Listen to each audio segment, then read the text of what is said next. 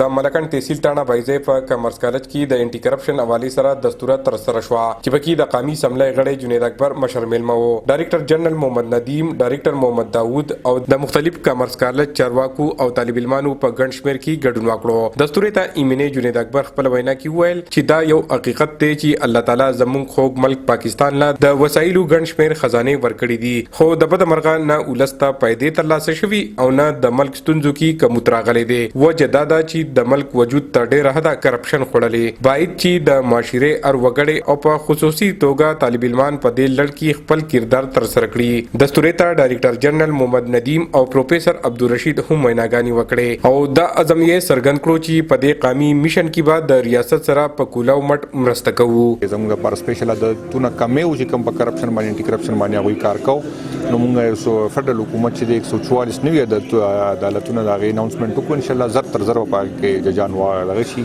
موږ قوم ته تاسو سوال کوو چې تاسو په دې کې خپل کې دا کې د ملک را روان مستقبل د دوی په لاس کې دی. نو موږ غواړو چې اوس نه د دوی داسې ذهن سازي وشي د معاشرې دپاره یو فعال کردار ادا کولی شي. د دستورې په مهال د مختلف کالجونو طالب علمانو ترمنځ د انګلیش او اردو په ژبه کې د کرپشن په موضوع تقریري مقابلې هم وشوې، کومې چې د دستورې په شریک خلکو کې جذبه رابیدار کړل. مشرانو میلمنو په کامیاب طالب علمانو کې اعزازي شیلډونه هم تقسیم کړل. عمران زریاب، خیبر نیوز، تاڼه بایزی، مالکن.